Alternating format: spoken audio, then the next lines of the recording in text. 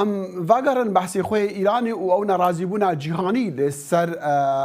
رفتاری ایرانی بتایبەت جی لسێدەرەدانا خۆرتان خۆپێشاندانان و هەر وەساژی و یاسایەک دەرکەتیە ژێ دادگەها دادوەریە لە ئیرانی لە گۆڕاوی 10 ساڵ زیندان وێ بێنە بڕین ژوار کەسان ڕاک و داخوازە خۆپێشاندانان کردە. ئەم هیویدارن وێ جارێ پەیوەندیامە بە خانم نەشمین عەبدوڕە باش باکو ئەو ئەندامەکە ڕێخستیە هەنگاو یا مافی مرۆڤانە نەها لە هەرێما کوردستانی. نەشمی خاندەم باش ببوورە پەیوەندی ئەمە نەباش بوو بەرینەها لێمە دخواست ئەس بزانم یعنی ئەف بڕیارە سیستەما دادوەریە لە ئیرانی چ مەسەلەیە کو 10 ساڵ هاوێژ خەڵکی ڕە ببرن ئەگەر داخواز کردبن و خۆپێشاندان بنکردن. گەلک سپاس بۆی دەرفەتی ڕاستیدا ئەو شتادی کۆمارە ئیسلامی بە هەموو ئەوەیەک دەخوازە و ئەو خۆنیشاندانان بدەستکەناندن جا بە زیندانکردنێ بی بە شکنجەدانێ بی بە ترساندنە خەڵکە بیتن بە هەر ئەوەیەکە بی دەخوازە و ئەو خۆنیشاندانان ئەو ناڕازیبوونا بدەستکەناندن ئەم دەبینن و خەڵک بە باوەڕیەکە فاهیم بە باوەڕێکە بەهێز هەردێکە سەر شەقامە و دەتو بڕیار ئەوان تۆ بڕیارێن دادگەهیان کۆمارە ئیسلامی ناترسن و هەردێنە سەر شەقام و دۆخواز و ناڕازی بوونی خۆن هەردێنینە زمان. بەڵێ ئەف خۆپێشاندانین کو ئەم دەبینن لە ئەوروپا لە ئەمریکا لە جیهان چی دەبن و حکومەتان ژی هەلبەت بەرسەفە هەنێک شوانە داخواز کردیە و بانی بالیۆزین خوا بکەن لە تەهرانی ئەف بەسە یعنی ئاستی پێتیڤیدایە ژی بوو پشتەوانیکردنا گەلێن ئیرانی؟ لە ڕاستیدا نەها هەر ڕاستە ڕەنگە لە ئاستا پێتیڤیدا نەبی لێ هەر با بژیم حرەکەتێک هەر تشتێک ئەرێنی لە ڕاستەیە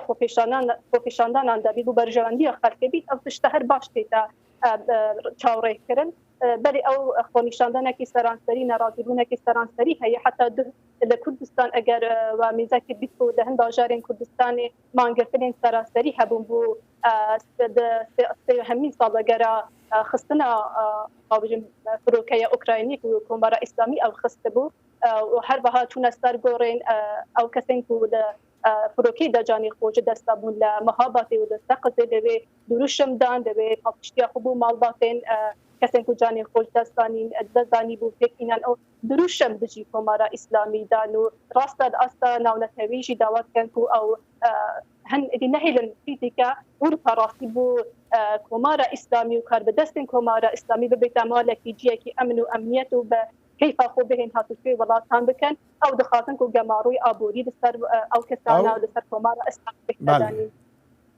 بەڵێ نەشمی خانم بیهیسن چەند ساڵە مەسەلا دەرکەتنا گەماڕووین ئابووری ئەفتۆ لەو جزاین ئابووری لەسەر ڕژێمان ئەم دەبینین خەڵک بترپێ زرالی دەبینە.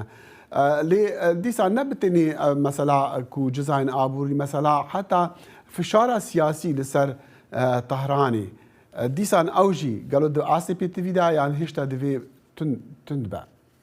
والله ڕاستە نە ئاستا پێدیدا نیە دەبیت تندر بیتن ڕاست ئەو گەماڕوانە نەکژە بوو ئەوەیەک و خەڵک زرارمان بیت بوو کەس ئەو کەسانەی وەک و